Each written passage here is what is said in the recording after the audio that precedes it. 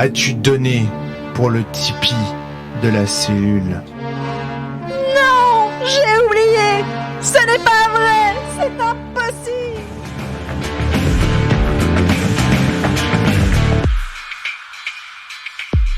Bonjour à tous, bienvenue sur le podcast hebdomadaire de la cellule. Aujourd'hui, nous allons tester un jeu extraordinaire.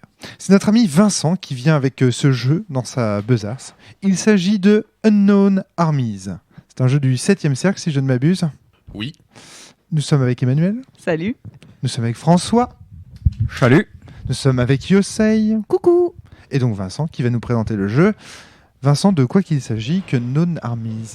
De l'occulte contemporain, De l'occulte contemporain. un petit peu barré. Il faut bien le dire. D'accord. Unknown Armies, c'est pas le nom commun du petit, ce qu'on appelle le petit peuple en français, c'est-à-dire les fées, les. Alors écoute, je dois t'avouer, je n'en sais absolument rien. D'accord, ok. Je sais que c'est probablement lié à ça. D'accord, ouais. Tu sais, ces petits êtres, des petits lutins, des trucs qu'on ne voit pas et qui peuplent, comme les yokai au Japon par exemple. Moi, je connais un peu mieux ce vocable-là. Voilà, non, ça n'a rien à voir avec ça. D'accord, Alors, très bien. Très bien. Voilà. Je Donc, prends un vent, ça me va bien. clairement, je suis pas un expert du jeu. Je l'ai D'accord. ramené pour le tester, D'accord. le faire tester. Mais J'ai- pourquoi ce jeu-là? Est-ce que tu l'avais dans ta bibliothèque? Tu dis tiens. Alors, je l'avais dans ma bibliothèque et j'ai entendu un certain Romaric Briand au cours d'un podcast Mhm. dire qu'un jour, il faudrait faire un playtest. Ah bah voilà. Bah, très bien. Un one-shot. Et je me suis dit, C'est parti quoi. voilà, Ok. on va le faire. Ouais. Faut l'écouter cet homme-là. Il est intéressant. Il y a de bons conseils. Alors donc, de quoi qu'il s'agit? Je vais vous lire un petit texte Ah. qui explique l'ambiance. Bienvenue dans l'Underground. Il se passe quelque chose en dessous. Sous le reflet terrestre du paradis, sous le monde de nos désirs, il y a des rues. Des rues au nom secret. Des rues qui relient les arrière-cours de notre civilisation au terrain vague puant d'urine du cosmos. Des rues qui plongent tout droit dans l'Underground. Visionnaires obsédés, dégénérés mystiques, délinquants bardés de diplômes, païens déchus, érudits renégats, dealers hermaphrodites, vétérans de l'armée au penchant franc-maçon, Ah bah tiens, ah bah voilà. Ah voilà, Allez, l'explication voilà, est c'est ça. donnée. Il a vu franc-maçon truc, il s'est dit c'est bon, c'est pour moi. habitants des égouts, adorateurs de boîtes en carton, confréries occultes d'employés d'épicerie, disciples de James Dean, terroristes holistes, animateurs de télé-réalité, autistes extralucides, adeptes du zapping sur la chaîne tantrique, partisans de la théorie du suicide de JFK. Ça, c'est moi. Dans l'underground, personne n'est ordinaire. Il y a ces enfants élevés comme des divinités, ces acteurs qui refusent d'être vus ou entendus, ces types qui parlent le langage des chats, ce gamin du cours élémentaire qui s'est dévoré le pouce, ces vieilles âmes réincarnées dans des corps d'enfants, ces types qui croient que l'homme n'est jamais allé sur la Lune, ces types qui croient qu'ils sont la Lune. Le monde ordinaire peut bien aller se faire foutre. Excellent. Ok, ah bah dis, ça m'a l'air bien barré. Au départ, quand t'as dit rue et dans le rêve, j'ai pensé tout de suite, parce que 7e cercle, c'est aussi l'éditeur de Culte. Je sais pas si. Tout à fait. Ouais. Et donc, ça fait penser à ça, tu vois, c'est des espèces de rues vers lesquelles on arrive dans un monde un peu. Oui, Mais en il y fait, a non. un petit peu de ça, mais on est très loin de Ouais, culte non, quand même. non. Là, ça a l'air vraiment barré, quoi. Vraiment. Il y a beaucoup d'humour et de l'humour dark. Donc, ça a été rédigé par le Joker de Batman, c'est ça? C'est lui qui a écrit ça? Non, du Non, tout. c'est du tout. Ça a été écrit par John Teens et Greg Stolz, D'accord. que je ne connais pas. Donc c'est une traduction, j'imagine. C'est une traduction de 7e cercle. La traduction a été faite par Julien Blondel. D'accord, bah oui. Très bien, entendu. Voilà, on est sur du jeu de rôle classique. Très bien. Et j'allais justement te demander, est-ce que tu pourrais nous parler effectivement du système donc classique? Est-ce qu'il y a quelques petites choses au niveau de l'autorité qui peuvent être...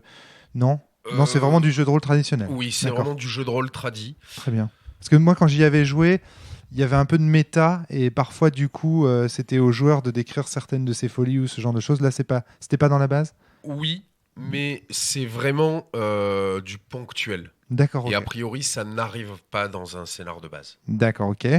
Et donc, du coup, quel est le système de résolution? Le système de résolution, c'est un système au descent. On a 4 caractéristiques dont dépendent des compétences. D'accord. Et on jette, il faut faire moins que la compétence pour réussir. 2 petites subtilités, les critiques sont des doubles. Donc tant qu'on est en dessous de la compétence, un double c'est une réussite critique. Au-dessus de la compétence, c'est un échec critique. Et les compétences obsessionnelles qui, si elles sont choisies, permettent d'utiliser le flip-flop qui vous permet de switcher les 2 dés. C'est-à-dire que si vous faites 29, vous pouvez faire 92. Ah, c'est excellent, c'est une mécanique qu'on retrouvera dans... De quoi? Tu voulais dire quelque chose, Yosei? Je Vas-y. disais, c'est super utile pour les gens comme moi qui ont l'habitude de faire entre 90 et 95 tout le temps. Parce que tu peux inverser 0,9, c'est bien, 59, ça va. Et ça me fait penser à Chin. Dans Chin, donc il y a aussi un jeu du 7e cercle, il y avait le Yin et le Yang, ouais. Tu te souviens? Non, François, tu veux prendre le micro? Je disais oui, c'est vrai. Tu as joué à Chin effectivement. Ouais. Et donc, du coup, il y avait des pouvoirs comme ça qui permettaient d'inverser le yin et le yang. Il y a un des blancs et un des noirs aussi, traditionnellement dans le Chin, qui représente donc aussi le yin et yang, et on peut inverser des valeurs. Exactement. J'ai pas joué énormément, mais... Moi, c'est un jeu du 7e cercle qui m'a beaucoup marqué. Il faudra faire un podcast là-dessus. Je ne l'ai pas. Autre subtilité, c'est un jeu qui utilise des compétences, mais qui ne possède pas de liste de compétences. C'est au joueur, à la création, de définir ses compétences. Ah, c'est tellement bien ça. Ainsi que 3... Tu les choisis dans une liste quand même, ou non, tu crées tes compétences toi-même. Tu as des compétences qui sont communes à tout le monde, qui sont gratuites, et sinon les compétences, tu les inventes. D'accord, ça c'est vachement bien. Sachant qu'une compétence ne représente pas une compétence comme dans des jeux tradis classiques comme Warhammer par exemple, ou comme l'appel de Cthulhu. D'accord, ouais. Clairement, on ne fait un jet que quand on est dans une situation de stress.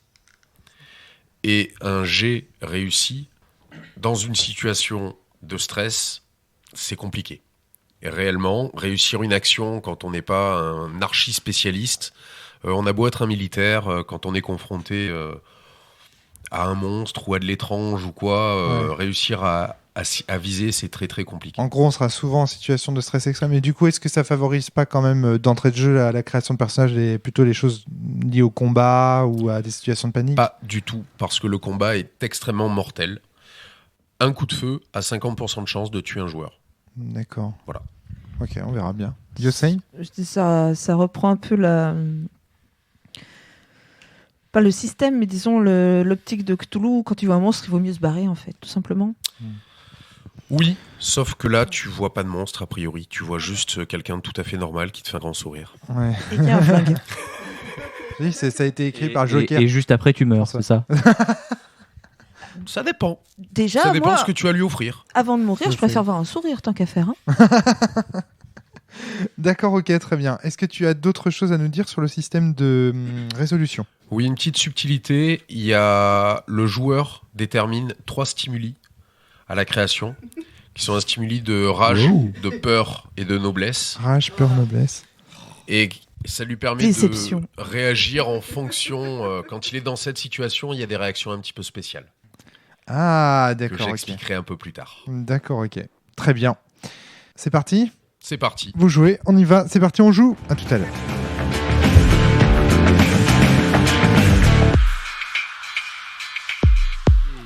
Fin de la partie de Non Armies. Ils sont déjà tous en train de faire le podcast avant le podcast. Ils m'énervent, donc je vais lancer rapidement. Non, allez, c'est parti. Parce que là, c'est pas ce qui vous arrive. Là, vous êtes complètement déchaînés, unleashed. Alors, donc, il paraît que Yosei n'a pas du tout parlé. Alors là... Tellement que je vais même pas lui donner le micro parce qu'elle est insupportable. Le micro. Bonsoir. Donc, tu n'as pas du tout parlé, Yosei, pendant ce scénar? Si, forcément, mais pas assez pour moi, j'avoue. D'accord, ok. Pour ma part, j'ai plein le MJ parce que la quantité de HRP de mes 2 acolytes alcooliques, c'était une horreur. Je vois pas de quoi tu veux parler. Du tout. Ok, donc c'est ça, Non Armies. Alors, c'est une table de PJ bourré qui... Non, les PJ étaient très bien, c'est les joueurs. Les PJ sont pas bourrés, mais comment dire, Vincent, quelqu'un pour sauver ce podcast? J'ai quand même pris un engagement auprès de mes joueurs. Vincent, je pense qu'on a des choses à dire sur ce jeu. Oui. d'accord. Et il y a quand même Juste une chose, on mettra une balise spoil parce que c'est le scénar du livre. D'accord, ouais, très bien. Et que si des gens veulent le jouer, c'est un scénar assez particulier en plus d'intro. On y reviendra. Ah, là, je te remercie vraiment, Vincent, de nous avoir fait le scénar du livre parce que sur les jeux de rôle classiques qui sont testés à la barreau, notamment en one-shot, très souvent on commet l'erreur de faire des scénars de notre cru, en fait, et du coup, on ne teste pas vraiment le jeu tel qu'il est édité. C'est par exemple une erreur qui avait été faite avec le jeu de rôle Sombre, où on avait testé un scénario en fait qui n'appartenait pas au jeu, et donc du coup, on nous avait reproché à ce moment-là de ne pas vraiment avoir testé le jeu, puisque on n'avait pas testé le jeu, la campagne, la partie, enfin le scénario de la base. Donc je te remercie Vincent d'avoir fait tester, là cette fois-ci tu as vraiment fait tester le jeu tel qu'il doit être testé avec sa campagne et c'est très bien, voilà. Donc là c'est vraiment le jeu de la campagne de la base et donc du coup alerte spoil, on va probablement le spoiler au cours de... Voilà, et je pense que quand on va passer à la fiction, on va pouvoir parler peut-être des personnages. Quand on va passer à la fiction, va vraiment falloir le mettre parce que en plus c'est... Ce scénar, s'il est un tout petit peu spoilé, on peut plus y jouer. D'accord, ok. Ne serait-ce que le titre. Ah d'accord, ok. Ah, Très le bien. titre. C'est quoi le titre? Je veux Alors, savoir le titre. et tu le sauras à la fin, quand la bannière aura été mise. Alors on va peut-être parler d'abord des personnages du coup, sans même parler... Ils sont tous en train de se montrer des trucs. Ils s'écrivent des petits papiers, ils se montrent des trucs. Non, C'est c'est la juste fête, là. qu'elle a mis un E à Un la grand fin, moment de radio. à la fin de mon diminutif, c'est Bah, tout. Il s'est passé un Pas truc tous, il y en a pendant un le qui échange pas de podcast, papier, pendant qui le continue scénar. juste de boire. Hein. Il s'est passé des trucs. Mais on y reviendra. D'accord. Alors, donc j'aimerais bien tenir ce podcast. Ça va je aller. pense que c'est mal barré. On commence par une présentation Allez, des personnages. Petite présentation des personnages, c'est parti. Ah, je commence par le Emmanuel. mien, le temps qu'ils calment leur fou rire. Donc, du coup, moi j'avais Pris, qui est une jeune tatoueuse française, avec notamment donc des activités d'artiste de rue.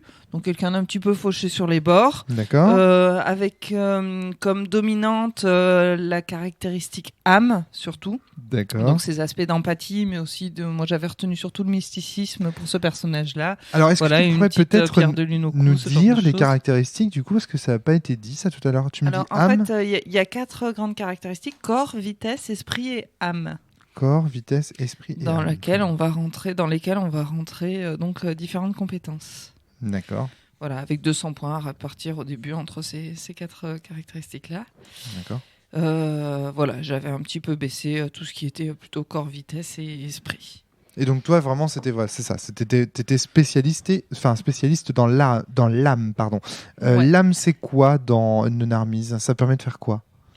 L'âme, concrètement, c'est tout ce qui est l'empathie, Ouais. le fait de ressentir, l'art également, D'accord, ouais. et pour le cas où ça existerait, la magie. D'accord. L'esprit, c'est plutôt, j'imagine, l'intelligence, la puissance de calcul, les connaissances, ce genre de choses, le savoir. c'est ça? Exactement. Ouais.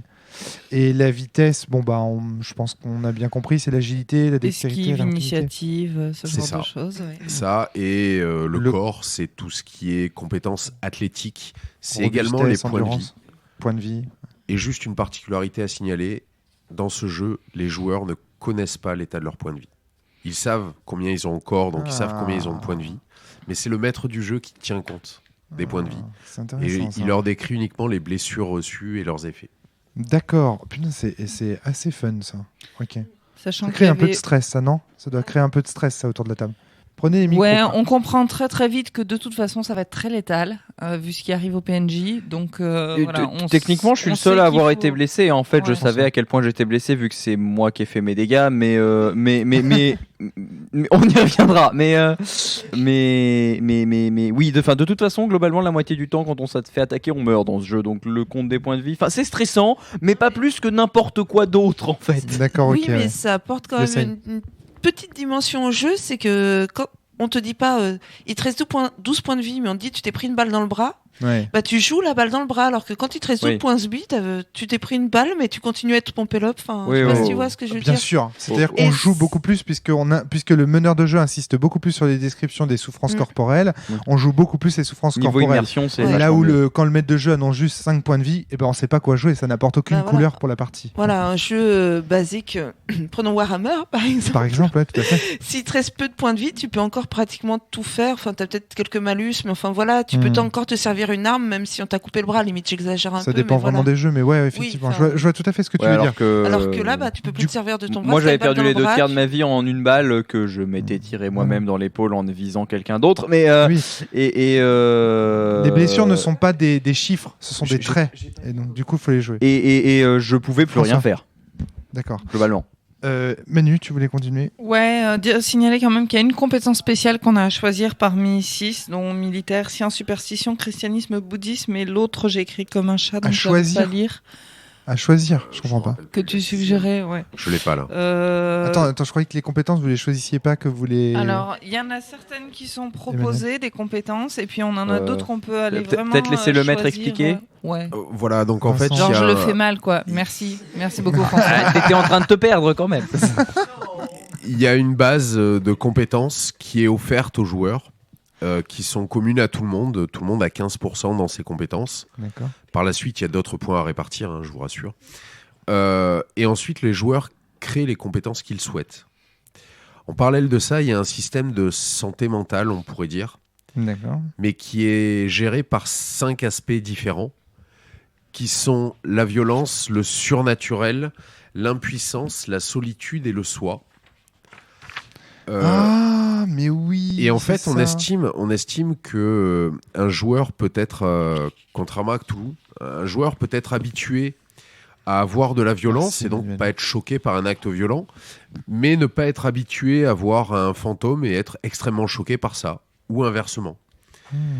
Et C'est intéressant, en fait, il y a 5 jauges comme ça à gérer qui contiennent des endurcissements et des fragilisations et qui font que le joueur est plus ou moins sensible, le personnage est plus ou moins sensible à tel type de stimuli. Donc Unknown Armies complexifie l'idée de santé mentale en attribuant 5 types de santé mentale différents et en fonction de la santé mentale perdue, des folies qui vont en découdre. Là où par exemple dans Cthulhu, quand on perd de la santé mentale, on tire un dé, on regarde sur un tableau, tout ça est complètement aléatoire et il n'existe qu'une seule santé mentale. La SAN, la santé mentale de Cthulhu. Là ici, il existe finalement 5 types de santé mentale, la violence, le surnaturel, le soi, l'impuissance et la solitude, et chacune de ces santé mentales, la perte de ses points ou l'augmentation peut-être de ses points, ça va dans quel sens? J'ai l'impression que c'est En quand fait, on prend il y a des 2 points. jauges différentes. Il y a D'accord. une jauge de fragilisation, D'accord. donc qui rend plus sensible à ça, Oui. et une jauge d'endurcissement D'accord. qui permet d'y C'est ça. résister. Est-ce que tu peux nous dire d'ailleurs ce qui arrive quand on remplit la jauge, notamment de fragilisation? T'as pas voulu nous le dire au départ?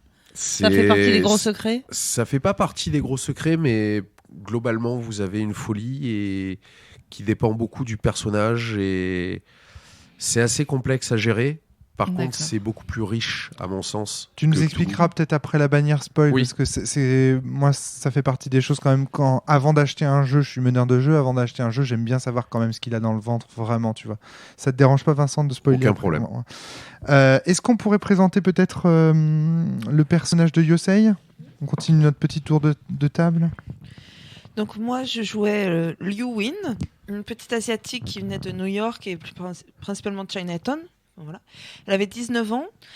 Alors c'était une fille assez pied dans le plat, puisque elle était plutôt tournée vers l'informatique et un petit peu geek.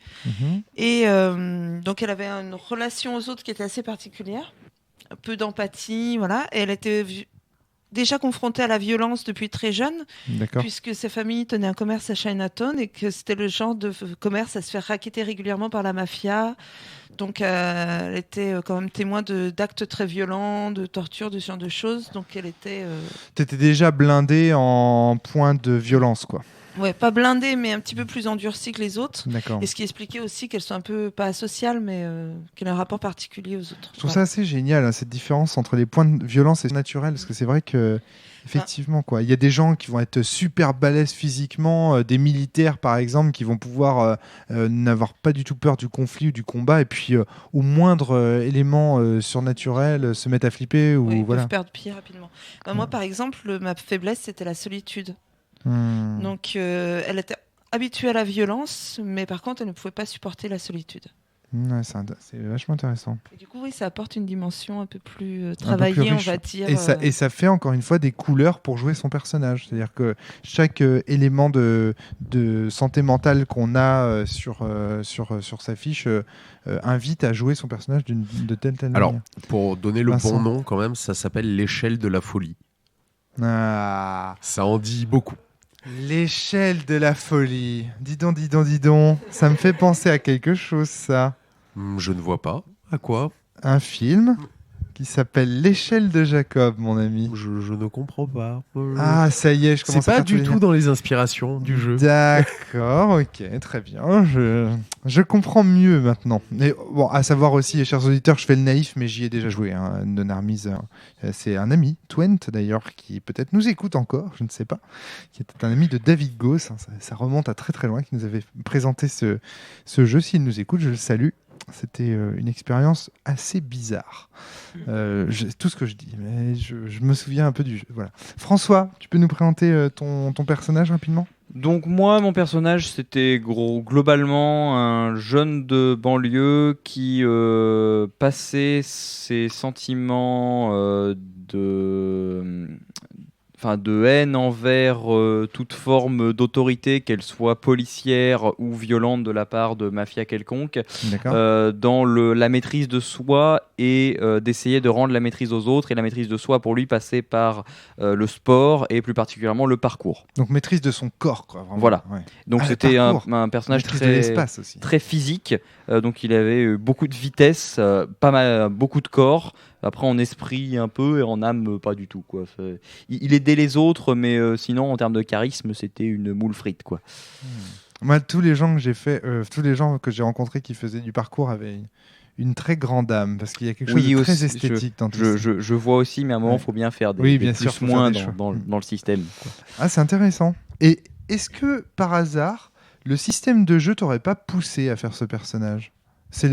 C'est en voyant Vitesse que tu t'es dit tiens, ça pourrait être sympa de triper. Alors pas tout à fait. Comment t'as eu la source d'inspiration de ce personnage ? En fait, Je trouve qu'il est moins classique. Excusez-moi les filles, mais je le trouve un peu moins classique que les vôtres pour du urbain. Alors, comment t'as eu l'idée ? En fait, alors ça c'est assez personnel. En fait, c'est juste que c'est un peu ma deuxième. Le parcours est une passion secondaire pour moi, parmi des trucs un peu Je savais pas, que François. j'aime bien dans la vie, en dehors de ce que je fais traditionnellement et que j'aimerais bien essayer de pousser plus, mais que je prends jamais le temps de faire. D'accord. T'as T'as lu le livre de David Bell ? Ouais. Quoi Le livre de David Bell. Non. La Bible du parcours, là. C'est génial, ça. Ouais, faudrait que je me renseigne. Tu tapes David Bell, parcours avec un K, et tu vas tomber sur le bouquin. Et Ok. voilà, où il raconte l'origine en fait, du parcours, comment ça lui est venu, à travers l'admiration pour son père et tout ça. Et je trouve que les enjeux du parcours sont bien présentés. Et voilà, c'est intéressant. J'ai parlé à pas mal de praticiens, je me suis intéressé au sujet. Et je me suis souvent, le entraîné parcours. Je vois Vincent souvent le parcours c'est quelque chose qui est présenté comme tu sais, des Yamakasi qui sautent dans tous les sens et on oublie que voilà. Il y a une dimension spirituelle derrière aussi. Quoi. Parce que je vois Vincent qui hoche la tête en disant ah, ça a l'air intéressant. Mais tu sais, tu connaissais ça non, un petit peu le parcours ? Oui, un petit peu, oui. Ouais. J'en doute pas. Mais donc François, ouais, c'est. Et donc voilà, en fait, c'est aussi surtout que j'avais envie de faire un personnage différent du personnage que je fais dans tous les JDR depuis un certain temps, qui est le gentleman cambrioleur que je joue dans tous mes JDR. Et là, j'avais envie de faire un truc différent. Voilà. Parce que vraiment, moi, quand je vois les caractéristiques corps, vitesse, esprit, âme et tout ça, je me dis ça peut aussi inciter à créer. La vitesse, c'est original. Autant, âme, corps, esprit, ce sont les grandes distinctions qu'on trouve même dans l'alchimie, tu vois. Je comprends. Quelque chose qui est vieux comme Hérode, mais par contre la vitesse... Je comprends ce qui dans les nominations de ces caractéristiques te fait penser au parcours, et effectivement en y pensant ça m'a peut-être inspiré assez... C'est un milieu urbain, voilà. Tu vois, oui, c'est vrai. Il y a tout ça qui a pu me guider dans cette direction-là. Inconsciemment. Surtout que le maître de jeu a bien insisté sur le fait qu'il fallait plutôt fuir le danger et que voilà, la fuite C'est un c'était bien. choix, chacun gère ça comme il l'entend. Ou enfin c'est ça où on meurt quoi. Chacun gère ça comme il l'entend. C'est ton choix. Très bien. Alors, une fois ces personnages présentés, est-ce que peut-être vous pourriez nous parler soit très rapidement de la fiction, soit peut-être les scènes qui vous ont le plus marqué, nous expliquer pourquoi. Le taxi. Alors, ok, qu'est-ce que c'est que je pense que là, il Vincent. faut mettre la bannière spoil. D'accord, directement. Ouais, Ok. directement, Ok. c'est pas possible. On Bon. peut rien dire sur ce scénario. Est-ce que vous voulez peut-être donner un avis sur le jeu avant de spoiler? C'est un peu Ce bizarre. serait une bonne mais- idée. pense, ouais. Emmanuel, donc du coup, après la partie, tu te sens comment? Qu'est-ce que t'en penses de Non-Armies? Pour le coup, je vais pas être très neutre. En fait, je pense que c'est typiquement le bon client pour ce jeu-là. Je D'accord. crois que c'est clairement le genre de truc qui est fait pour moi. Et du coup, je suis super contente de la partie. Il y a des mystères, des trucs complètement dingues. Des secrets dans la Des ville. secrets, ça raconte une histoire, ça retourne le cerveau. Le MJ te regarde avec un petit œil sadique en sachant très bien que t'es ravi de manger aussi cher que tu manges. J'étais super gentil avec vous. J'ai fait attention à vous préserver. Voilà, il y a quand même une certaine violence, beaucoup de dynamisme. Et puis au moment où tu te dis que tu commences à maîtriser la situation, paf, ça repart complètement en vrille. D'accord. Donc pour moi, c'est super. Hmm. Avec finalement, effectivement, assez peu de bastons. Donc, on est plutôt en train de se demander comment on va s'en tirer plutôt que de savoir quel dé on va lancer D'accord. ouais. et comment on va taper. Donc, non, pour moi, c'est vraiment le type de jeu qui m'éclate bien. Qu'est-ce que tu avais choisi comme compétence, toi, justement, Emmanuel? Tu peux te Euh, donner des exemples de compétences, par exemple, les compétences sous corps ou je sais pas. Attends, tu disais que tu moi, étais la plus j'étais forte en plutôt âme. orientée à âme. Voilà, donc vas-y, donne-nous tes j'avais choisi. Donc, on avait déjà de proposer charme et mensonge. J'avais rajouté art, empathie, mysticisme. Alors, concrètement, c'est vrai que les compétences, finalement, on s'en est pas tant servi que Oui, ça. mais ce sont des couleurs. Et voilà, ouais, c'est plutôt orienté. Et accessoirement, le fait qu'on les ait pas à un niveau. Alors, faut préciser quand même que, ouais, même si on les a à un niveau très bas, en fait, à partir du moment où on a ces compétences-là, tant qu'on n'est pas en situation de crise, on gère. Donc, art, je suis capable en temps normal de réaliser un superbe dessin, aucun problème. D'accord. Par contre, en situation de stress, je me retrouve avec art à 20. Donc là, pour le coup, il va falloir que sur mon jet, je fasse en dessous de 20. Donc la Avec difficulté un dessin. n'apparaît que en situation de stress. Concrètement, Vincent. si elle essaye de réaliser une œuvre d'art, un tag ou autre, pendant une fusillade, elle va avoir un petit peu de mal. Oui, C'est ce qu'essaye d'exprimer le jeu, et vraiment, les scores de compétences sont toujours très bas, ouais. même quand on est à des niveaux assez avancés, Hmm. mais parce que à partir du moment où on a la compétence, on a déjà la compétence et toute une somme de connaissances liées de près ou de loin à cette compétence. Hmm. Et ensuite, on ne fait léger, réellement, qu'en cas de stress, de difficulté, Hmm. je dirais pratiquement d'épreuve, quoi. Alors, mais quel type de difficulté? Parce que, étant donné que vous nous avez décrit jusqu'à maintenant de la santé mentale différente en fonction des 5 branches qu'on a vues tout à l'heure, les difficultés peuvent survenir par la violence, le surnaturel, le soi, l'impuissance, Ouais, la solitude. C'est ça, en fait. La difficulté, c'est pas forcément... Parce que tu nous as un petit peu caché ça tout à l'heure, Vincent. C'est-à-dire que tu as fait ton petit cachetier. Parce que, généralement, le stress extrême, on imagine tout de suite le combat. Voilà, on se dit, oui, forcément, un tag en combat, oui, Ouais. mais en fait, Si seulement y a il y pas avait que ça. d'autres choses. Si Voilà. seulement il y avait que ça de stressant. Voilà, Le c'est ça. stress extrême, en fait, c'est l'étrange, l'underground, vraiment, qui est au cœur de ce jeu. Les personnages vont basculer d'un monde normal. Concrètement, je leur ai demandé de créer des persos qui pourraient croiser dans la rue. Ça, Voilà. c'est dingue. Et de ça, ils vont basculer dans un monde où il se passe des choses, on peut le dire, au niveau de ce scénario, pas tout à fait normal quand même, Sans déconner. un peu étrange. Ok. Et du coup, En fait, cette situation de stress, réellement, elle était là, je pense, pendant ce scénario, elle est là à 100% À du temps. 100%, c'est ça. On n'est C'est- jamais en situation de repos, Non, à pouvoir jamais. échanger entre PJ, etc. C'est Jamais. marrant parce qu'en fait, maintenant que j'y pense, tous les jeux du 7e cercle auxquels j'ai joué, c'est toujours ça. Ce sont toujours des jeux dans lesquels on commence dans une ville ou une réalité et progressivement on bascule dans une autre. Ouais. Et c'est impressionnant quoi. Tu peux juste oublier le progressivement et puis c'est ça. Oui, d'accord, ok. Ouais, mais tu vois, Et Cult en c'est fait, ça, dans ce jeu, Narmis c'est ça, alors- Kuro c'est ça aussi. Hein. C'est Dans de Kuro, l'immédiat res. D'accord. Mais c'est de l'immédiat res à l'échelle des scénarios. C'est-à-dire que quand on parle d'immédiat res en JDR, souvent on parle d'une situation qui arrive pour créer le scénario. Bien sûr. Là, au niveau de la campagne, le premier scénario est immédiat res. Et effectivement, chez 7e cercle, c'est très souvent le cas. Ouais. Je suis désolée, mais ça fait plusieurs podcasts Mais que non. vous écorchez ça. C'est in media res. Merci. Immédiat res On dit in media. Media res. Ouais, Autant pour ouais, moi. c'est du latin. Pourquoi tu disais quoi toi? Immédiat res. Immédiat res. Ouais. Bon, en même Mais temps. je suis pas latiniste. T'es pas le seul à l'avoir écarché Immédiat res. dans ces micros là, t'inquiète pas. Je me flagellerai violemment. Yosei, qu'est-ce que Je tu peux as le faire. pensé de Armis? Bon, ben vous avez fini, vous deux, là. Vous accrochez, là. Hein. Donc, Yosei, qu'est-ce que tu as pensé de Armis, ton point de vue? Moins Alors moi, emballé, apparemment. Moins emballé qu'Emmanuel, apparemment. En fait, je pense pas que c'était le jeu, mais c'était le scénario. Moi, j'ai trouvé, enfin, comme souvent dans le one shot, en fait, surtout là, le one shot de début de campagne. Enfin, c'est bizarre de dire ça, mais voilà. Oui. C'était assez frustrant parce que, comme l'a dit Manu, on n'a pas vraiment eu le temps d'échanger entre PJ. On a été projeté directement dedans. Ça, par contre, voilà, radical. Mais du coup, peut-être pas le temps de faire la petite balade tranquille du PJ qui découvre le monde ou la petite balade, enfin, l'élaboration de plans ou ce genre de choses. C'était pas le temps de réflexion, pas, comme dirait Fabien, pas un instant de contemplatif. D'accord, ouais. Et je pense que c'est vraiment pas dû au jeu parce que le jeu m'a beaucoup plu sous ses aspects, on va dire, techniques, les possibilités que ça peut Mécanique. offrir aussi, mécanique, voilà. Mais du coup, le scénar a fait son rôle, il m'a donné envie de jouer plus pour découvrir plus. D'accord, ouais. Voilà. Mais pour ce scénar-là, pour ce soir, j'ai une sensation d'un peu d'inaccompli D'accord, parce d'inachevé, que ouais.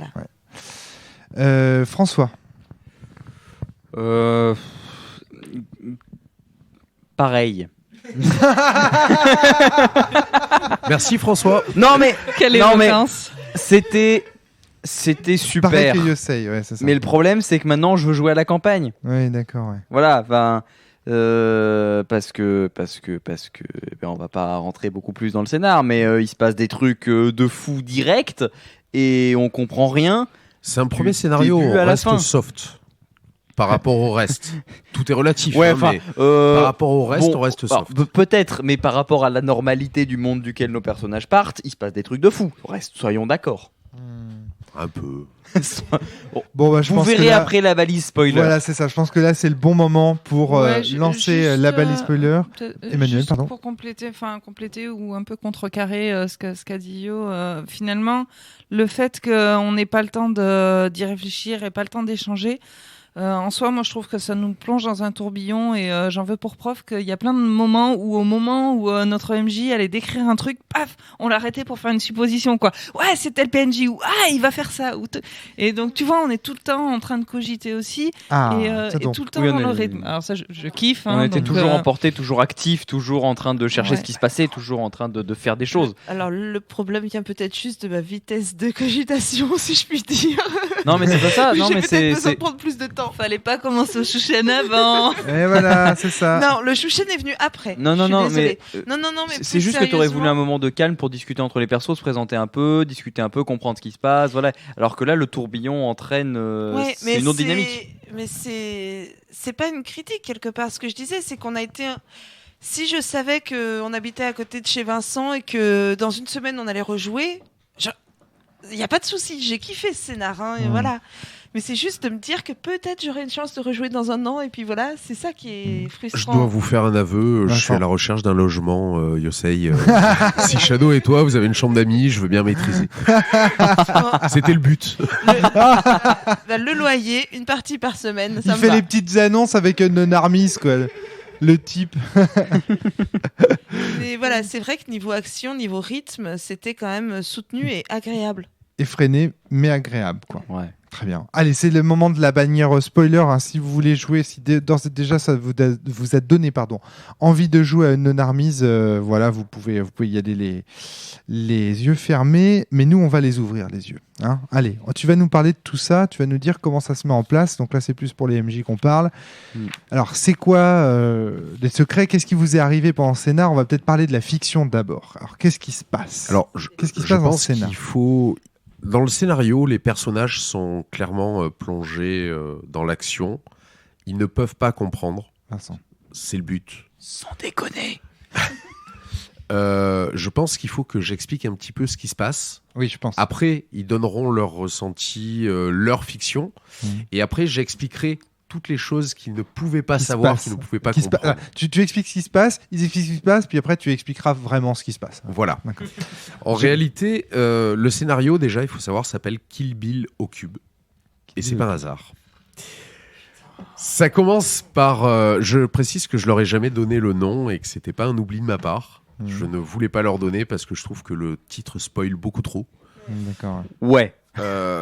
Les personnages qui commencent en l'occurrence sur divers continents, hein, j'avais 2 Européens et un Anglais, se baladent, et un Américain, pardon.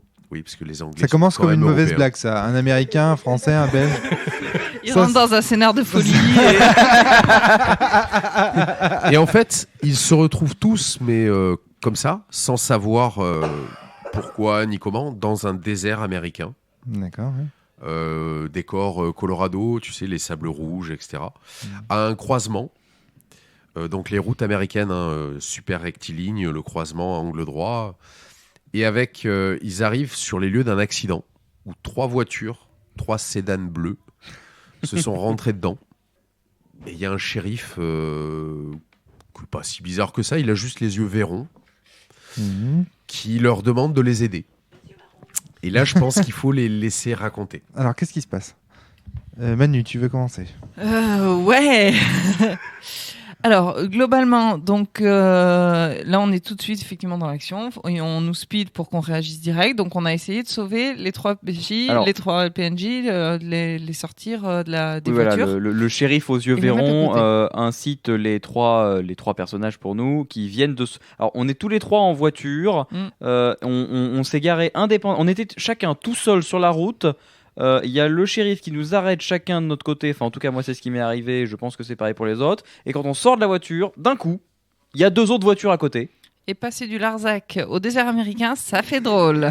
Ouais, enfin et moi j'étais en plein milieu du Sussex, j'arrive en plein désert, il y a un souci aussi quoi, enfin voilà. Je sors de la voiture et là d'un coup il y a... Et en fait, c'était vos voitures qui étaient accidentées? Non. C'était 3 fois la même voiture. 3 fois la même voiture. fois la même. Les 3 identiques. arrivent au même endroit, par le même carrefour. Et l'accident Et vient par la même d'avoir route. lieu, visiblement. Et c'est le même L'accident shérif vient d'avoir qui lieu. nous parle. En fait, ils arrivent en même temps, d'où qu'ils soient sur Terre. Ouais. Ils arrivent au même endroit, en même temps. En même Le temps. shérif leur parle à chacun.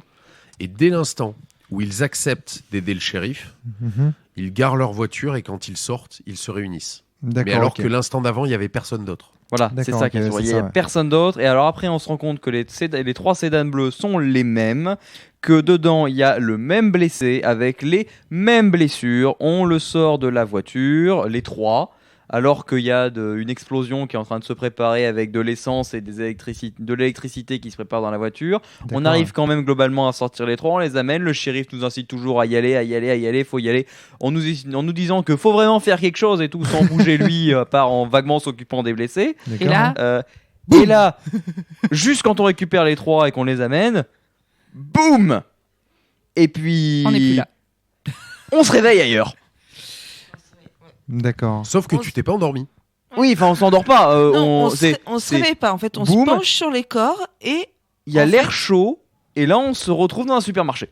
voilà, on est au rayon nourriture animale d'un supermarché en train de se faire braquer. D'accord. Alors le supermarché est en train de se faire braquer. Nous on est juste à 4 pattes en train Oui. d'attendre que ça se passe quoi. Et puis D'accord.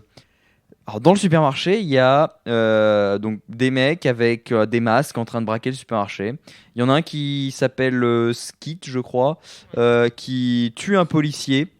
Ah d'accord. En fait, elle était pas bizarre la partie de Armis que j'avais fait la dernière fois. Ah non, c'est normal. Non, si t'as trouvé ça bizarre, c'est normal. elle était normale. C'est ça. Alors, Normalement, c'est bizarre. Quoi. c'est ça. Là, on est dans une campagne de niveau Ce qui urbain. serait bizarre, c'est que C'est-à-dire ce soit Et, normal. et en fait, je pense que pour le moment, c'est normal en fait. Hein. Il y a 3 Il me niveaux de campagne. Le Ouais. campagne urbain, c'est les PJ qui connaissent rien de l'underground. C'est le moins bizarre.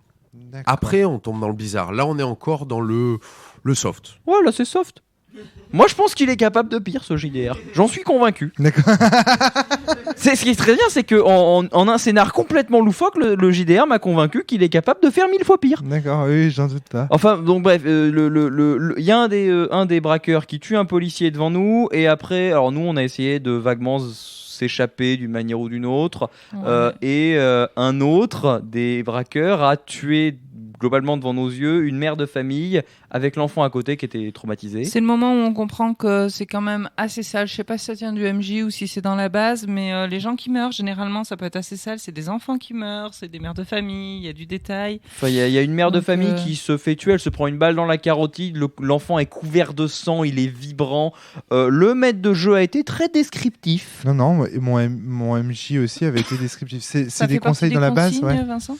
En fait, je pense c'est pour bien parce montrer que la vraiment violence le derrière, jeu quoi. est très très gore par endroits. Voilà, c'est ça. On tient pratiquement du culte au niveau gore. J'en doutais, je m'en doutais. Dans les références, il y a Existence, Ouais, ça c'est sûr. du La couverture du du jeu, Cronenberg. ouais. Voilà, Les oui, Evoque la couverture Existence. vraiment le montre. Bon, moi, c'est C'est la une deuxième couverture édition. orange. Hein. Ouais. Vraiment. Oui, en fait, c'est dans les textes. Ce que je veux dire, c'est que c'est dans les textes d'ambiance du jeu, dans les inspirations du jeu. Mais ça, c'est très souvent avec le 7e cercle. On en parlait aussi pour Koro. C'est-à-dire que ce sont les inspirations du jeu et les textes du jeu qui donnent en fait la couleur esthétique du jeu et donc qui invitent naturellement le MJ qui est fan de ces univers à les reproduire dans la fiction par la suite. Donc en fait, peut-être qu'il n'y a pas de consigne exacte donnée au MJ, parce que ça c'est pas trop dans les habitudes de 7e cercle. Le scénario est quand même assez dirigiste et D'accord. assez précis dans D'accord, ce cadre-là. ouais, d'accord, donc voilà. Je pense aussi que c'est Yosei. pour tout de suite faire comprendre aux joueurs que c'est sérieux. Parce que du coup, nous, on n'a rien eu le temps de paner, on se retrouve sur un accident, bim, projeté au ouais. milieu d'un supermarché, Ouais. on pourrait se dire, ouais, c'est Ouais. la fête, c'est du n'importe C'est quoi. pas Voilà. Toon, quoi. Vous Alors n'êtes pas en train de que- jouer à Toon. C'est ça. Ouais. On arrive dans un supermarché, bim, un flic, une mère de famille. S'il y a un réel danger, hop, vous êtes dedans, soyez quand même sérieux, quoi. Ouais. Jouez. Parce que tu vois, Et ton voilà. scénario, la manière dont il commence, ça me fait penser à la partie de Tout le monde est Jack, ou Tout le monde est John. Je crois que c'est Tout le monde est John, qu'on avait faite à la cellule. Ouais, et alors. en fait, on voit bien que là, cette scène grave, en fait, remet les pendules à l'heure, en quelque sorte. Ah, et dit, alors, attention. je sais pas de quoi tu parles, mais tout le Attention. monde est jeune. On appelle ça tout le monde est Bill, et finalement, ça ressemble pas mal. Hein. Non, c'est vrai que Vincent. je pense que quand on présente ce jeu, on est obligé de parler du côté décalé parce qu'il y a vraiment beaucoup d'humour dans le background. Mais l'humour, il doit être en filigrane. Il est glauque. Et il doit intervenir vraiment très très loin. Ouais. Et au départ, il faut, je pense, choquer les joueurs. Et il faut pas hésiter à aller vraiment dans le gore. Je pense que j'ai réussi. J'ai Ouais, l'impression. ça va. C'est pas Emmanuel. mal. Ouais, après, c'est vrai que nous, il y a eu beaucoup de HRP. J'aurais flanqué des points d'immersion négatifs à tour de bras à mes deux collègues. Mais et du coup, je me demande si quelque part, c'est pas aussi une stratégie. On sent que ça va être gore, on sent que ça va être choquant, et du coup, on est déjà dès le départ dans le côté, on s'échappe un peu dès qu'on en a l'occasion, quoi. Oui, c'était pour Donc, alléger un peu, mais après, je pense qu'on arrivait quand même à se remettre dans la fiction, quoi. Oui, oui, mais vous avez été insupportable, nous sommes d'accord. Oui, tout à fait. J'en suis convaincu. Oui, alors c'est le problème des trucs très très gore, c'est que ça peut aussi pousser à la monstruosité et la caricature de cette monstruosité. Ça n'a pas été le cas là, Yosei? Pas trop. Non. Non, voilà. Non, je n'ai pas ressenti comme ça, en tout cas. C'était D'accord. alors, Mais c'était plutôt des il y a rires eu- gênés pour sortir de la gravité. Je pense, de ma vision, enfin moi clairement ça m'a pas du tout gêné et je comprends que les joueurs aient besoin de ça.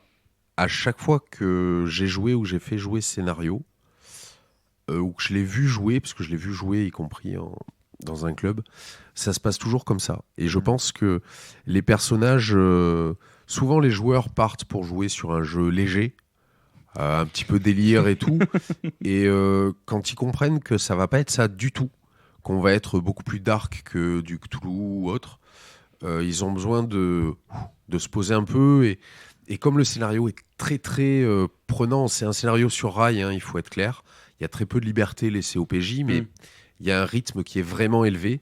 Je pense qu'il n'y a pas de temps mort. C'est un grand 8. On appelle ça un grand 8, ce type de scénario. Mais je vois peut-être 1 ou 2 minutes de temps mort possible pour les persos pour discuter. Et vraiment pas plus. Devant la porte alors qu'il y a un mec qui est en train de se faire torturer. Exactement. Ouais. C'est le seul moment, je pense, où vous pouvez. Allongé dans l'herbe Je aussi, sous une fusillade, c'était bien. Ouais, c'était pas mal non C'est plus. vous qui avez décidé de rester allongé. Bah, quand ça tire dans les deux sens, ouais. Fallait le temps de savoir vers quel assaillant on allait se diriger en fait. Oh, ça me semblait c'était l'un évident ou que l'autre, c'était hein. les cultistes tarés qu'il fallait aller voir. Hein. Bon, on continue la fiction, je pense qu'il faut expliquer. Oui. On rentrera dans le détail après. Est-ce que, enfin, on peut peut-être aussi, vous me direz si vous voulez rajouter des choses, mais en fait l'idée c'est qu'à chaque fois, Ouais, il faudrait Ouais. peut-être accélérer Ouais, la c'est fiction, parce que c'est vrai que c'est un peu chiant de raconter. finalement, je ce pense. qui se passe, c'est que à chaque fois, Emmanuel. paf, on retombe à la fin de la scène, on retombe sur la scène de l'accident, on revit l'explosion et on se retrouve dans un contexte complètement différent où il y a toujours ce même type, régulièrement un type aux yeux verrons Alors, aussi, Voilà, il y a toujours Bill.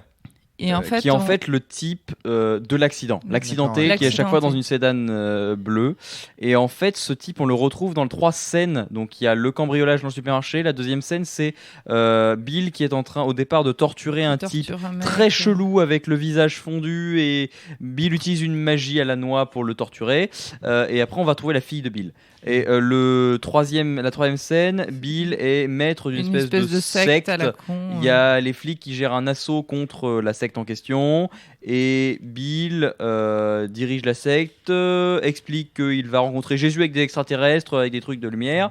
Et en fait, on se rend compte à la fin que c'est une ambulance à la fin de la fusillade. D'accord, en fait, Ce qui se passe, ça donne ouais. vraiment l'effet d'une espèce de faille C'est spatio-temporelle ça. dans laquelle il y aurait eu un Ouais, c'est accident qui n'aurait pas dû se passer. Et en fait, la seule chose qu'on arrive à modifier, c'est quand dans la scène, on tue Bill, ou que lui se tue lui-même, il y a un des 3 accidentés qui disparaît. Donc on comprend qu'en fait, à la fin du scénario, idéalement, il faudrait qu'on les tue 3 fois pour que les 3 accidentés aient disparu. C'est bien ça? Je me trompe pas? Alors là, je pense qu'il va falloir que je révèle des choses. Allez, C'est balance. un Parce petit peu que, plus compliqué. parce que, enfin, faut reprendre la phrase du shérif, qui est quand même assez méta comme personnage.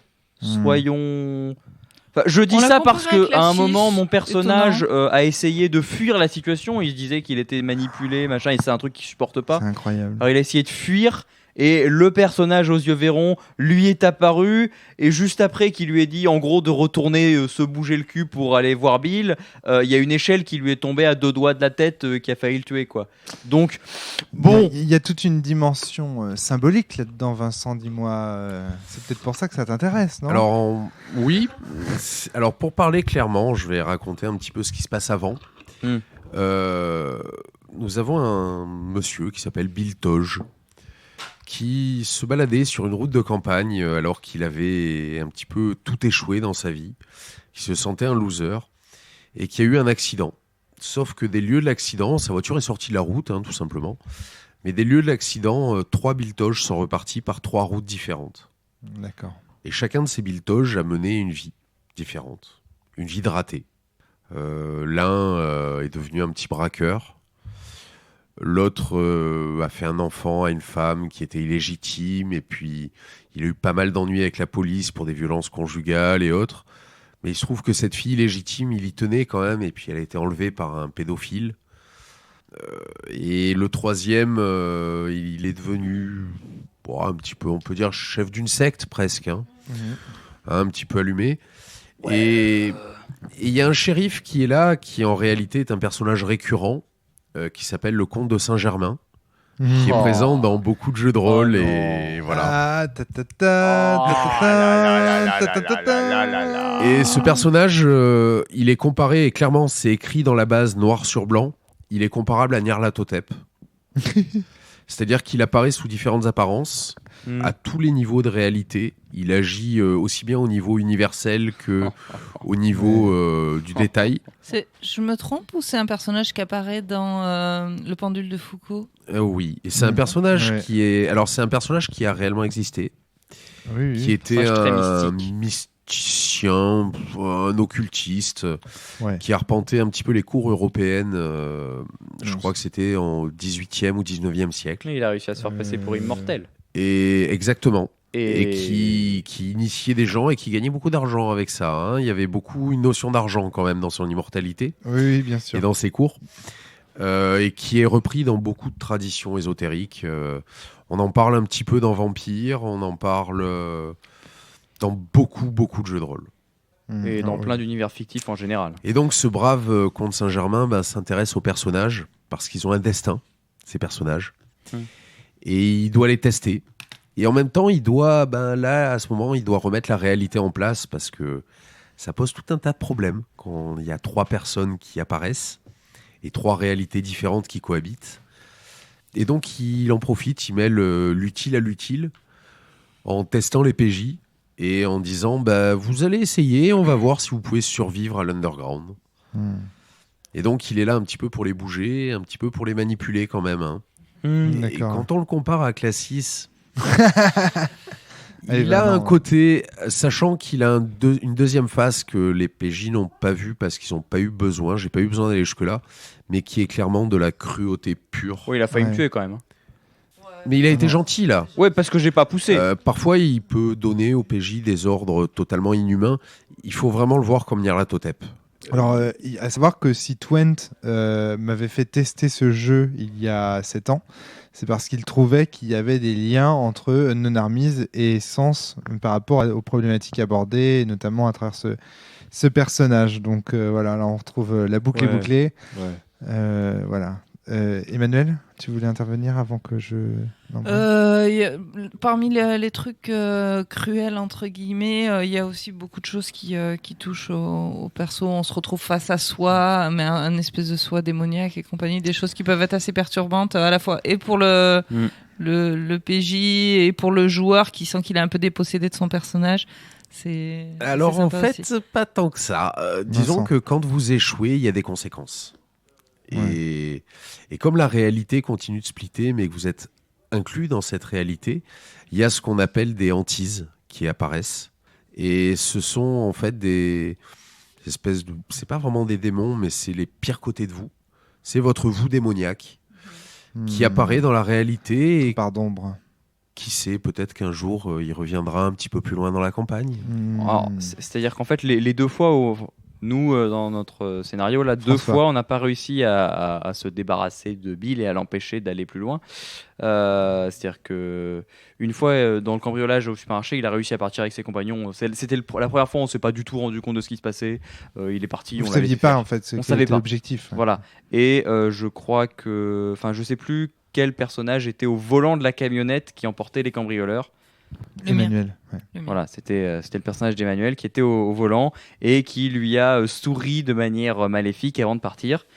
Et lors de la 3e fois où on a aussi raté, alors Bill était à ce moment-là donc chef de secte et aussi quand même, disons-le, un peu plus que ça parce que quand j'ai essayé de le tuer avec une balle dans la tête, après avoir bu une bouteille de trucs qui ressemblaient à de la drogue et qui m'avait fait le voir comme un ange, les tirs que j'essayais de faire sur lui se répercutaient sur les autres membres de la secte autour. Puis, quand j'ai essayé de lui tirer dans le bras, parce qu'il n'y avait plus personne d'autre dans la camionnette, que j'avais pas forcément envie que ça me tire dans la tête, c'est moi qui ai pris la balle dans le bras. Hein. Ce qui m'amuse là-dedans, c'est que dans toutes les descriptions que vous donnez les uns les autres, d'abord, c'est complètement habitable.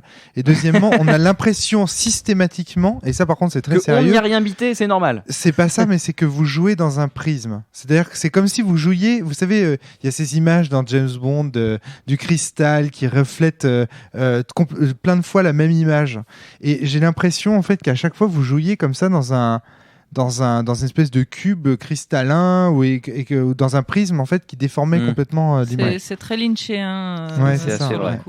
Et donc bref, ce coup-ci on l'a juste blessé. Et il a réussi à s'en aller dans une ambulance. Et la personne qui conduisait l'ambulance était le personnage de... Yosei peut-être ouais, je crois. Je crois que c'était celui d'Yosei, voilà. Et arrête de donner des détails puisque personne n'imite rien. Non mais pour le côté personnage démoniaque qui apparaît, voilà. Bon, globalement, le comte de Saint-Germain, il envoie les PJ à 12 heures avant cet accident. D'accord, pour essayer de retarder les Biltoges. Car si cet accident n'a pas lieu, les Biltoges cesseront d'exister. Et donc, il faut soit tuer le Biltoge quand on est envoyé, soit simplement le retarder suffisamment, de manière suffisamment significative pour qu'il soit en retard à cet accident. D'accord. Donc saboter la voiture, ça suffisait d'une certaine façon. Oui, parfaitement. Yeah. J'ai une batterie de questions. À moins que tu Allez, veux continuer je voudrais juste finir. Quand même, il faut savoir que là, les PJ disent qu'ils ont raté 2 fois sur 3, mais ils sont placés dans une situation où ils ne savent pas ce qu'ils doivent faire. Mais oui, alors Ouais. justement, c'est une de mes questions, ça. Et donc, ils peuvent pas réussir. Mais c'est le but. Il faut pas qu'ils réussissent. Alors, je posais une première question. C'est, on voit bien que si on regarde comment dire, les sources d'inspiration du jeu et sa couleur esthétique, hein, cette fois-ci, c'est canon esthétique et on voit tout de suite que c'est un jeu psychologique. D'accord ? C'est-à-dire qu'on va explorer la psychologie. Le monde, la réalité tangible, elle n'existe pas. On est dans l'esprit de ces personnages.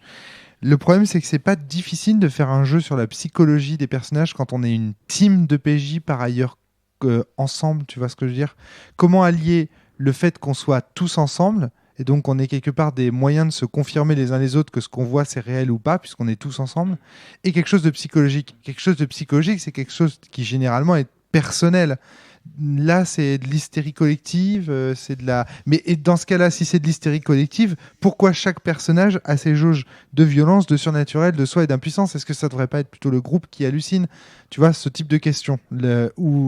Comment le jeu traite la part d'intime et de collectif, puisque c'est un jeu de rôle et qu'on joue ensemble. Alors, en réalité, le groupe n'est ensemble que parce que un personnage, le comte de Saint-Germain, décide de les réunir. Et voilà.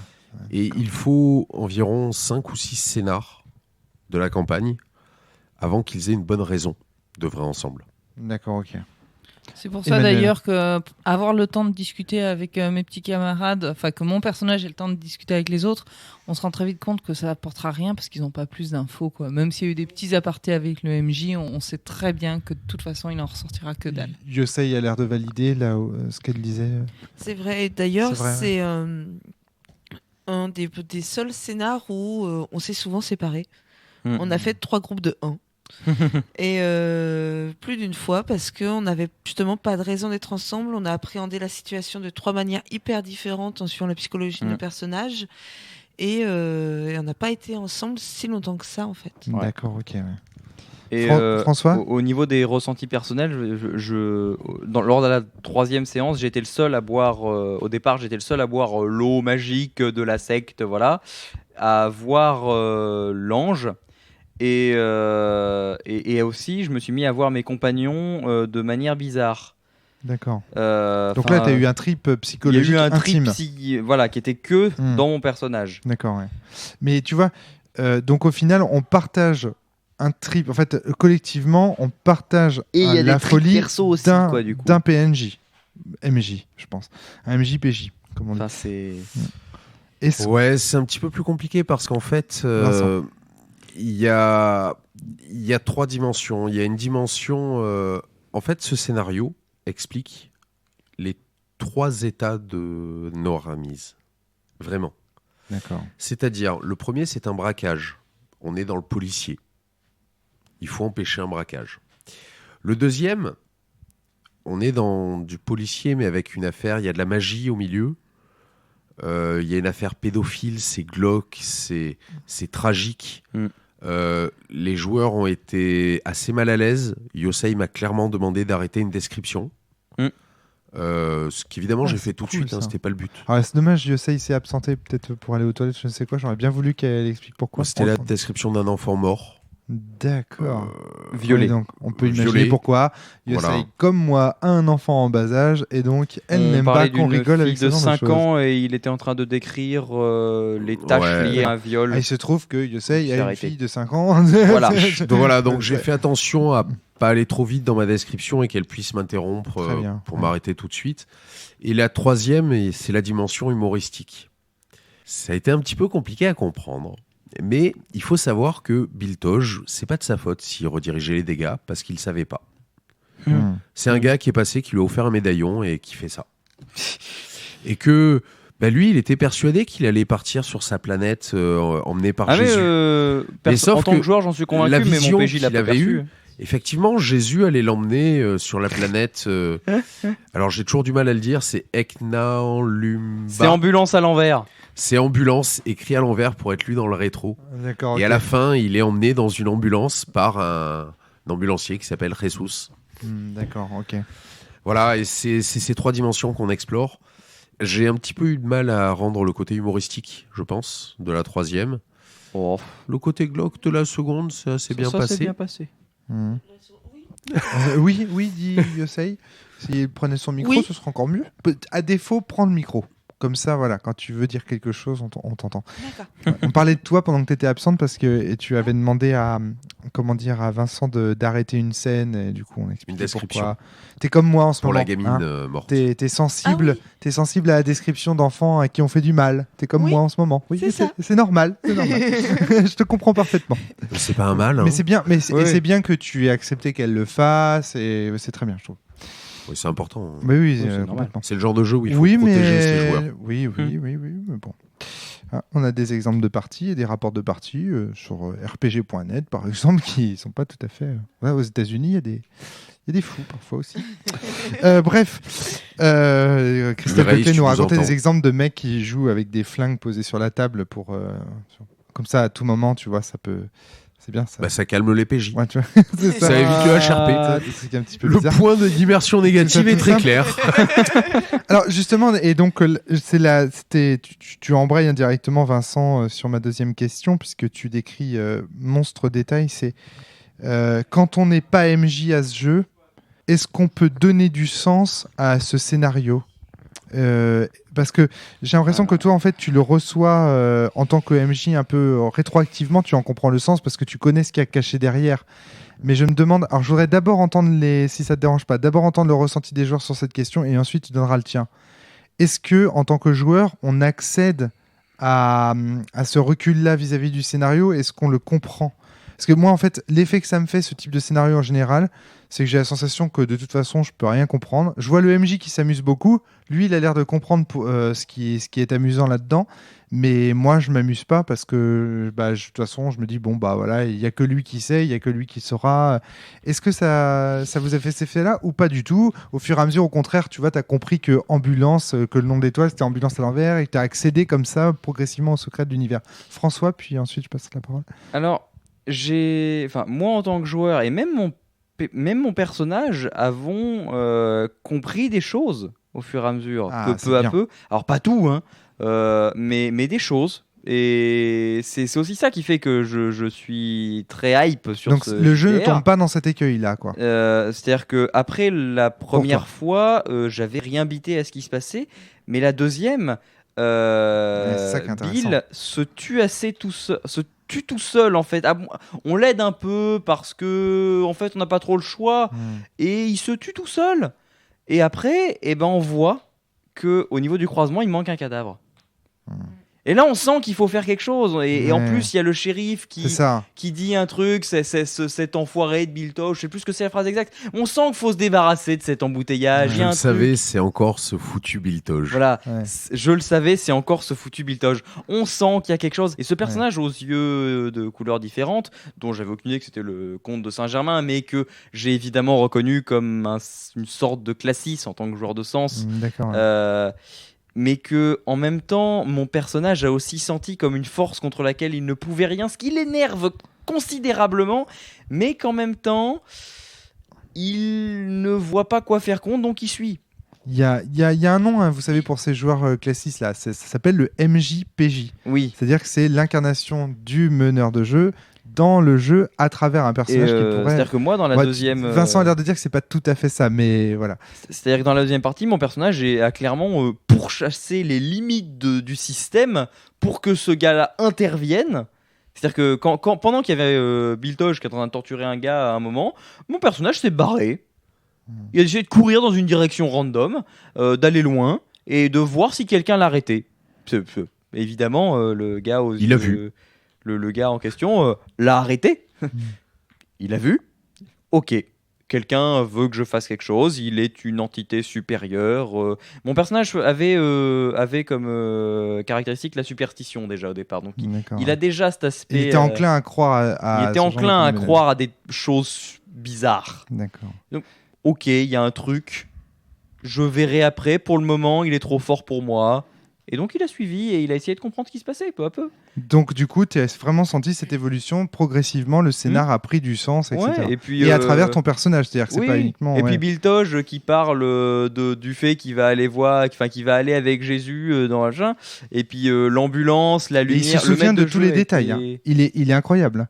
Il a vraiment kiffé son scénar parce qu'il se souvient de tous les détails. Le C'est maître que de quand jeu on était se souvient, très généralement, descriptif. Quand on se souvient bien d'un scénar, c'est qu'on l'a bien aimé en général. Hein. Ouais, c'est intéressant. Je suis ça. content. Ah non, mais c'était Yosei. très bien. Moi, j'ai kiffé. Hein. Yosei, sur cette question, Oui, je sais pas. est-ce que tu as senti une progression? Est-ce que tu as senti que progressivement le scénar prenait du sens? Ou est-ce que tu as été un peu perdu et tu sais à quoi bon? Ça va être le même schéma que François, c'est-à-dire dans le premier sur le cambriolage, rien pané de ce qu'on devait faire. On se retrouve sur des gars armés dangereux, qui n'hésitent pas à tirer, donc on se dit il faut qu'on se sauve. D'accord, ouais. Pas un seul moment on se dit faut peut-être qu'on aille leur parler pour savoir ce qu'ils font là. Au et puis départ, agir tu sur comprends eux, pas la mission. Voilà. Quoi. Ouais. Tu pannes rien.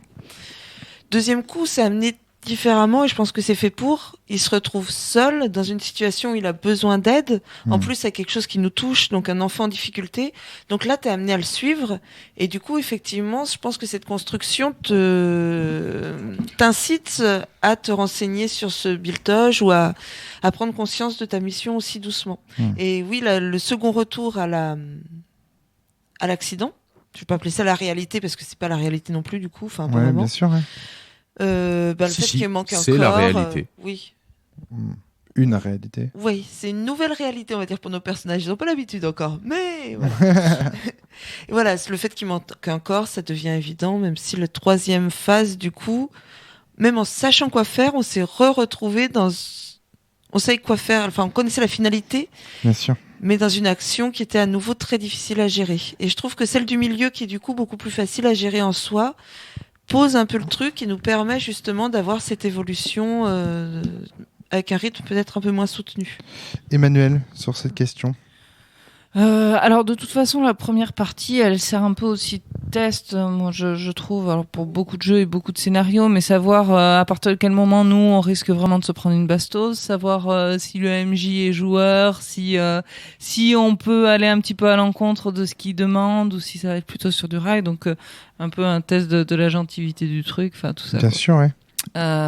Après, c'est vrai qu'il y a un côté agentivité, un positionnement, tout ça. Voilà. Ouais. Savoir qu'est-ce qu'on peut faire, qu'est-ce qu'on peut pas faire, quels sont nos moves, comme on dirait dans Apocalypse World, quelles sont les possibilités de jeu. Mais bon, ça c'est pas spécialement lié à ce jeu-là. Non, aussi. tout à fait. C'est aussi un MJ qu'on connaît pas, etc. Complètement. Et au final, après le reste, c'est plutôt c'est du puzzle. C'est-à-dire qu'à chaque fois qu'on a un petit détail qui est donné, une couleur de chemise, une couleur d'yeux, un truc comme ça.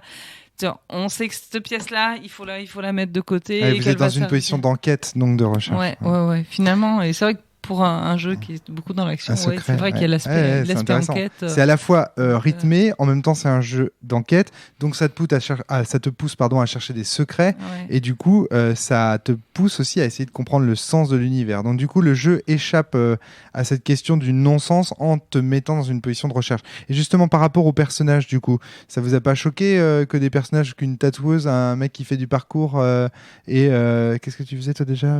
C'était moi le tatouage, artiste de rue tatouage. Et toi, c'était... Du coup, c'est toi que j'ai oublié, en fait. Geek, grosso modo. Ah oui, Geek, voilà, par les mafias chinoises. Ah, c'est ça. Donc, du coup, pourquoi vous vous retrouvez à enquêter? Pourquoi vous vous retrouvez ensemble? Ces questions... Pour être honnête, on n'a même pas eu le temps de se donner nos professions, on s'est à peine donné nos prénoms. Hein. D'accord, ok, c'est bien. Donc, si on savait nos origines, nos prénoms, et on n'a pas eu le temps de se demander ce qu'on foutait là. Donc, finalement, c'est sur la campagne que vous allez apprendre à vous connaître, quoi. Ouais. Okay. Et c'est peut-être là un peu la limite du truc, c'est que bon forcément il y a un côté un petit peu artificiel et je sais pas, tu me détromperas peut-être, mais on sent très vite que ce qui va être important pour la suite et même pour la campagne, c'est plus l'état d'esprit de nos personnages et la façon de réagir aux péripéties enfin notamment sur l'aspect santé mentale et solidité, que finalement leur métier tout ça. Donc il y a un côté, moi je trouvais que la fiche de perso dès le début, je me suis dit putain, elle est vachement ésotérique, et en fait nos personnages sont vachement ésotériques. Le concret de leur vie est pas très important. Ce qui est important, c'est dans quel état d'esprit ça les met, quoi. D'accord. Ce qui est ok. intéressant aussi à creuser. Et Ouais. quelque chose que j'ai pas forcément beaucoup retrouvé sur beaucoup de jeux. D'accord. Ouais. Vincent, ton ressenti là-dessus? Bah, je pense que en te parlant à toi, Rome, hein, tu vas comprendre, ce scénario, c'est un piège. Mais je t'inquiète, je le vois venir à des kilomètres. C'est un de toi. piège dramatique, et il y a beaucoup d'éléments pour ça. Il est construit en 3 actes. L'acte du milieu, c'est l'acte... dans le premier, on présente les personnages, donc ils ne peuvent pas réagir. Il y a éventuellement le côté je suis un PJ, je suis un héros, il y a un braquage, je vais essayer de me mettre au milieu. D'accord. Ouais. Mais s'il réussit, c'est un coup de chance. Le second est beaucoup plus lent, beaucoup plus détaillé, présente un des grands secrets du jeu, l'existence de la magie. D'accord. Et en a on pas sort du du surnaturel, mais vraiment de la magie, avec un Biltoge qui se blesse pour accomplir des actes magiques. D'accord. Ouais. Alors c'est une présentation sans comprendre, hein, mais voilà. Et le troisième, qui les remet dans l'action pure et dure, où là, il faut qu'ils agissent. Et c'est un piège parce qu'ils ne peuvent pas comprendre. Mais ils sont en train de se lier et ils vont comprendre ce scénario Plus tard, ouais. plus tard dans la campagne. D'accord, ok. Ils vont comprendre ce qui s'est passé, ils vont comprendre pourquoi eux, ils vont comprendre pourquoi le comte de Saint-Germain, ils vont comprendre pourquoi ici. Voilà, tout ça c'est expliqué et c'est cohérent. D'accord, c'est intéressant parce que ouais, c'est vraiment très intéressant. Vraiment, d'accord, ok. Bah, j'ai envie de dire Yosei. Pardon. J'ai envie de dire Yosei. Tu vois, j'avais envie de dire Yosei. C'est curieux comme envie. Ça fait partie aussi du fait d'avoir envie de jouer, quelque part de cette frustration positive, Mhm. j'ai envie de dire, c'est de savoir qu'on ne balance pas dans un univers, on se dit, on s'en fout, c'est n'importe quoi, de toute façon, c'est juste pour montrer que c'est loufoque, ça passe. D'accord. Ouais. C'est que cet univers qui est n'importe quoi, ben, tu cherches des secrets qui existent. Tu t'es pas là à te dire, à te débattre dans un univers où de toute façon le MJ peut te balancer n'importe quoi à la tête parce que on s'en fout si c'est cohérent. Oui, c'est n'importe quoi. Oui, tu pannes rien, mais tu sais que si tu continues, tu peux découvrir ses secrets et ça, c'est motivant. Voilà. Tu sais de quelle année il date ce jeu? Non, Là, c'est la deuxième édition, je crois qu'elle est de fin des années 90. D'accord. Mais la première édition est un petit peu plus vieille. D'accord. C'est un... Voilà. impressionnant. Alors par contre, tu vois, je comprends pas pourquoi tu parlais par rapport à ce que vient de dire Yosei. Pourquoi Ouais, tu ça. parlais de comparaison avec Sens Je sais pas, non, j'en sais rien. Hein Comme ça. C'est Non, curieux. mais moi, Une comparaison avec Sens, une histoire de cohérence qu'on sentirait à l'intérieur des trucs qu'on comprend pas. Je vois pas. Franchement, non. Tiens, d'ailleurs, à propos de cohérence à travers des trucs qu'on comprend pas. Ah, Yosei, tu veux l'ajouter quelque chose d'abord? Non, non, d'accord. Je te voyais te saisir de ton micro comme ça. Pourquoi Unknown Armies? Est-ce que tu peux nous donner la réponse? Non. Non. Et tu peux pas nous la donner parce que tu sais pas, ou tu peux pas nous la donner Parce que je tu ne veux le pas sais spoiler? pas et je la suppute, mais c'est un des grands secrets du jeu. D'accord, ok. Bon, Oh. donc il vaut mieux pas en parler. C'est pas eux l'armée inconnue, enfin, je pense. Je pense que pas. c'est qu'une partie de l'armée. En réalité, voilà. Hmm. Alors, il Ah, y a oui. quand même une chose que je peux dire. Ah, d'accord. Ça y est, je commence. Le monde est dirigé par le clergé de l'invisible. D'accord. C'est un mot fort qui est composé de 33 archétypes. D'accord. 33. 33. Pardon, 34, puisqu'il y a le comte de Saint-Germain qui est un membre permanent. Mais D'accord. bon, lui, c'est un peu particulier. Ouais. Et 33 archétypes. Ouais. Les personnages dans ce jeu, de par justement la gestion de la santé mentale, sont poussés à devenir archétypaux. D'accord. Et ils y sont poussés très très fortement. Le système encourage vraiment ça. C'est-à-dire que petit à petit, ils vont se rendre compte qu'ils vont avoir chacun leur spécialité. Et ils vont être obligés de se renforcer dans cette spécialité, sinon ils vont rien pouvoir faire. D'accord. Mais par contre, le reste, ils vont être obligés de le laisser tomber. Mais chacun va avoir sa spécialité. Et le but, c'est de transformer chacun en un archétype. Un archétype, ouais, d'accord. Et en un membre de ce clergé invisible, donc un dirigeant de l'univers. Hmm. Voilà. Ouais. Mais voilà, il y a beaucoup de choses derrière. Il faut Oui, prendre il y la a place beaucoup de de quelqu'un. symbolique. Oui, bien sûr. Il Ouais. faut savoir que il y a tout un panthéon qui est assez intéressant parce que assez original. des gens qu'on n'a pas l'habitude de voir. Hein. C'est un petit peu des coups à la vampire, hein, ou beaucoup de personnages célèbres, mais pas les mêmes. Voilà. Notamment, il y a la femme volante qui est la première, je me rappelle plus de son nom, Angela Lockhart, je crois, ou quelque chose comme ça, qui était la première femme à traverser l'Atlantique en avion. Voilà, ce type de personnage, et on doit amener les personnages vers là. Le comte de Saint-Germain est là pour ça. Et c'est vraiment, ça a l'air vraiment complètement barré comme jeu. Ah, c'est complètement, mais j'ai vraiment envie de le lire. Là. Alors, puisqu'on est dans le spoiler, on peut y aller. Hein. Pourquoi pas, McDonald's est une conspiration qui s'appelle Mac Attacks, qui met de la magie dans les hamburgers parce que la magie doit appartenir à tous les humains. Dis donc, Vincent, parce que tu as apporté ce jeu, parce que tu as dit que dans les podcasts de la cellule, on avait parlé d'Unknown Armies, on avait dit il faudra le tester. C'était pas dans Psyrun le moment où Fabien délire complètement. C'était ça, hein? Je crois, oui. Parce que là, ça me fait vraiment penser à cette partie, en fait. Quand McDonald's, le truc des shérifs qui avaient une force qui dépendait du nombre de likes qu'ils avaient sur Facebook et tout ça, c'était ça. Exactement. Ça, c'est complètement des délires qu'on peut retrouver dans Unknown Armies. Tout à fait. Il y a même un scénario de la campagne qui est basé sur un objet magique d'une puissance incommensurable qui se trouve être la milliardième capsule de Bud produite. Bud, c'est une bière américaine. Oui, bien sûr, la Bud. Et voilà. Donc on est tout à fait dans ce délire-là. Ouais, puis il y a aussi de la magie qui dépend de la quantité d'argent qu'on a reçu. Enfin, il y a des trucs. Oui, il y a des tas de magies. Il y a des magies sexuelles, des magies sur la quantité de blessures, sur la quantité d'argent, sur certaines vidéos, sur les réseaux sociaux, sur le repas. Il y a plein de sortes de magie un petit peu originales et sympas. Ok. Bon, je pense que déjà, ces quelques réflexions, cette présentation aura donné envie à nos auditeurs de se plonger dans Unknown Armies, au moins en tant que joueurs, s'ils n'ont pas été au-delà de la bannière, et puis en tant qu'OMJ, s'ils ont été au-delà des limites du voile. Oui, je pense qu'effectivement, vu le sourire sadique de Vincent, à chaque fois qu'il nous écoute parler du jeu, je pense que le MJ doit vraiment beaucoup s'éclater. C'est un jeu pour ça. Les joueurs au début pige pas grand chose, mais ça vient très vite. Ouais, et puis on sait mais là, aussi. J'ai pas eu l'impression que vous soyez ennuyé dans tous les cas. Donc voilà, on s'est régalé. À partir de là, c'est gagné. Hein. Ouais, t'as pas le temps. Ouais, j'ai envie de dire. T'as pas le temps, dit Yosei, t'as pas le temps de t'ennuyer. Dans le micro. Merci. Juste quand même une anecdote, parce Vincent. qu'il y a quelque chose que j'ai promis à mes joueurs de relater. Oui. C'est un événement un petit peu tragique. Le taxi. Il faut savoir que Ah oui, le taxi. j'ai eu un grand moment de solitude de la part de deux de mes joueurs. Yosei a été grande. Merci. Je tiens à le dire et à le préciser. C'est-à-dire que Yosei prenait un taxi alors que ses amis étaient en train d'essayer de la rejoindre. Avec Bill pour rejoindre le pédophile, enfin la maison du pédophile. Voilà, et qu'elle devait se rendre. Elle avait l'adresse d'où se rendre, mais pas ses amis. Et donc, elle s'est dit, il faut que mes amis puissent me rejoindre. Donc, plutôt que d'arrêter le taxi et les laisser monter, elle a passé la tête par la fenêtre pour leur hurler l'adresse. Ça a été un grand moment de solitude. Ouais, c'est les failles du jeu de rôle, quoi. Quand l'intelligence du personnage dépasse largement celle du joueur.